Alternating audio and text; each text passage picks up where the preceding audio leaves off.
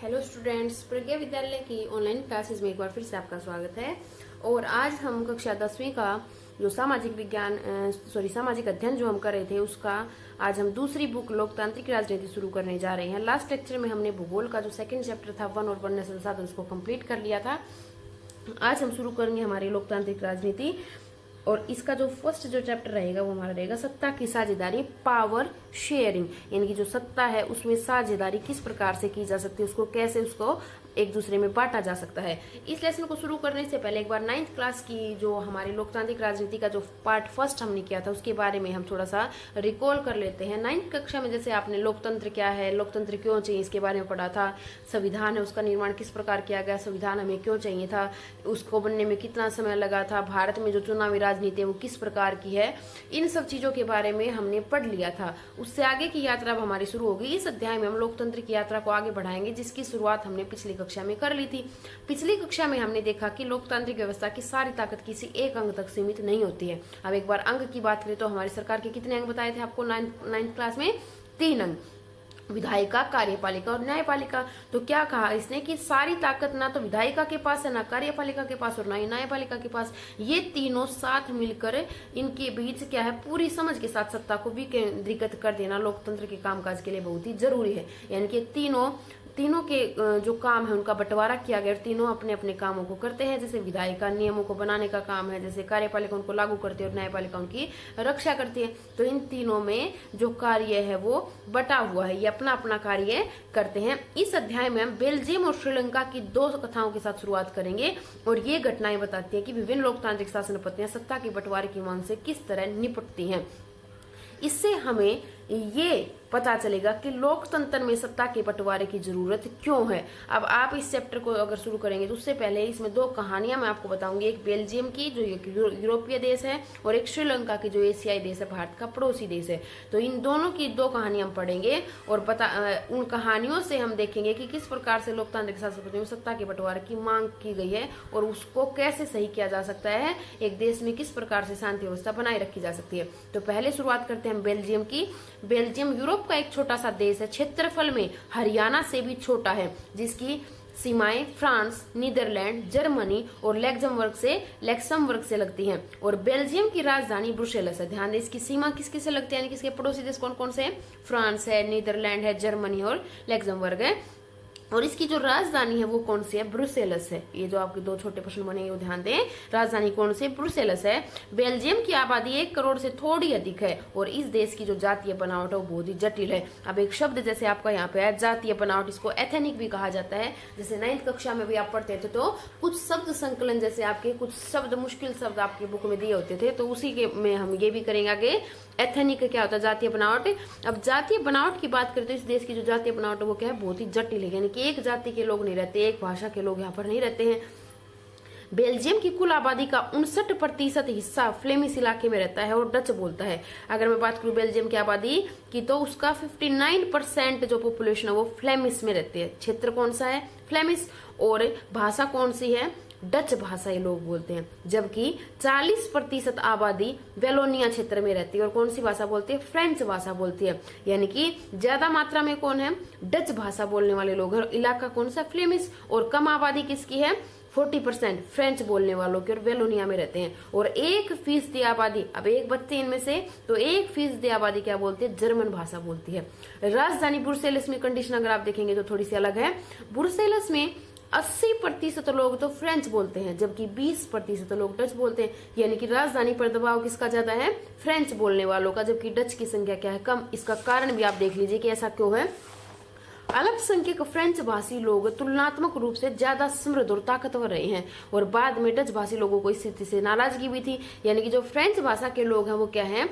पैसे के मामले में, समृद्धि के मामले में ताकतवर हैं और जो डच भाषी लोग हैं वो क्या है? इनकी तुलना में कम समृद्ध हैं। और इसके बाद देखिए कि 1950 और 60 में इसी के कारण क्या हुआ? 1950-60 के दशक में फ्रेंच और डच बोलने वाले समूह के बीच तनाव बढ़ने लगा था।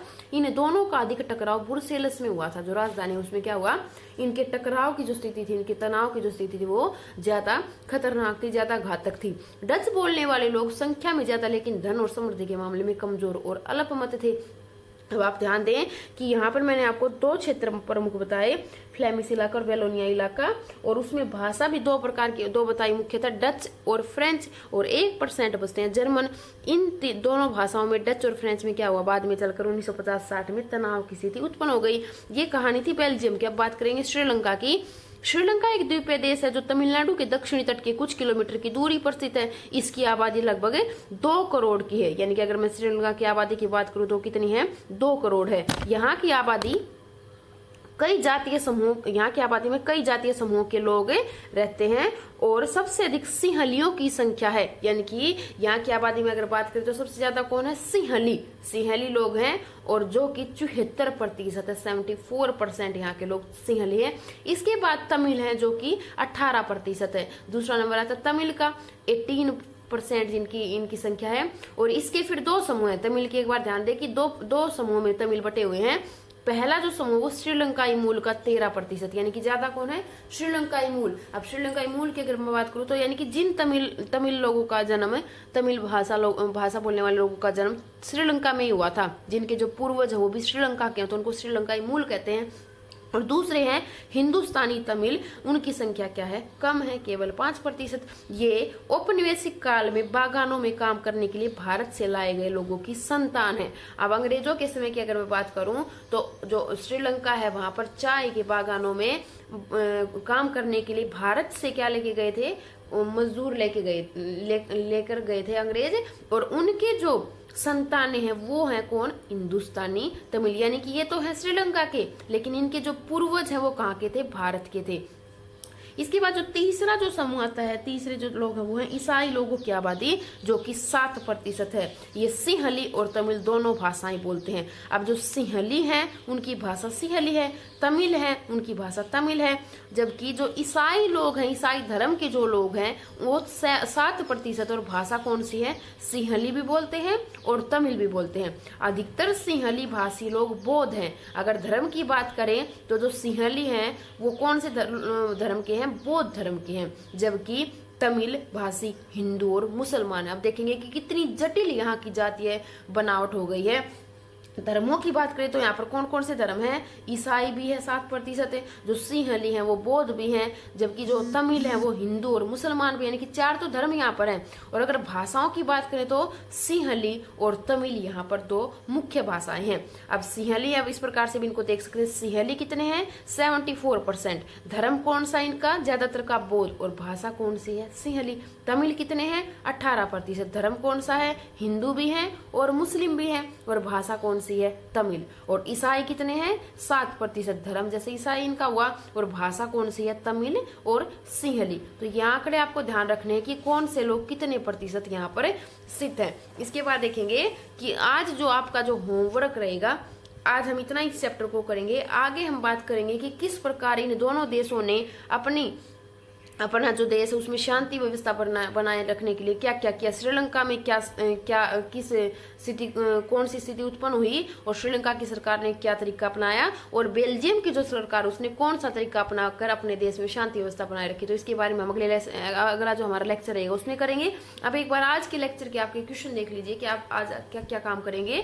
जो आपका फेयर नोटबुक का काम रहेगा, बेल्जियम किस महाद्वीप पर स्थित है। सबके आंसर हम कर चुके हैं ऑलरेडी, जो हमने लेक्चर किया, अंडरलाइन जैसे मैंने कर रखा है सबको, आप देख सकते हैं। बेल्जियम की राजधानी क्या है, या फिर बेल्जियम की राजधानी है क्या, और बेल्जियम की सीमाएं किस किस देश से लगती हैं। बेल्जियम की कितनी आबादी फ्लेमिश इलाके में रहती है, और फ्लेमिश इलाके की आबादी कौन सी भाषा बोलती है। वेलोनिया इलाके में कितनी आबादी रहती है, और ये कौन सी भाषा बोलती है। आप जैसे इस प्रश्न को एक भी कर सकते हो और अलग अलग भी कर सकते हैं कि फ्लेमिश इलाके में कौन सी भाषा के लोग रहते हैं और कितने प्रतिशत ये लोग हैं, और वेलोनिया में जैसे कितनी आबादी रहती है और ये कौन सी भाषा बोलते हैं। बेल्जियम की कितनी आबादी जर्मन भाषा बोलती है, और बेल्जियम की राजधानी ब्रुसेल्स में लोग कौन सी भाषा बोलते हैं। अलग अलग आपको बताना है कि डच कितने बोलते हैं और जो फ्रेंच है वो कितने लोग बोलते हैं। अगला क्वेश्चन रहेगा, श्रीलंका की आबादी कितनी है। श्रीलंका में सिंहलियों, तमिल और ईसाइयों का प्रतिशत कितना कितना, आप तीनों का एक में बता सकते हैं। वह फिर इस प्रकार से भी मैं आपसे अगर कहूँ कि यहाँ पर आप अलग अलग भाषा के लोगों का परसेंट बताएं तो वो भी आप कर सकते हैं। सिंहली कितने हैं, तमिल कितने और ईसाई कितने यहाँ पर रहते हैं। तमिलों के कौन से 2 समूह हैं, 2 समूह मैंने आपको बताया अभी अभी। 2 समूहों में जैसे तमिल बटे हुए तो वो कौन कौन से, उनका प्रतिशत कितना है। जातीय बनावट एथेनिक किसे कहते हैं, बात करते हैं जो आपका एक शब्द संकलन जो आता है एनसीईआरटी की बुक का, कि जातीय बनावट और एथेनिक किसे कहते हैं, या फिर एथेनिक भी इनको कहा जाता है, किसे कहते हैं।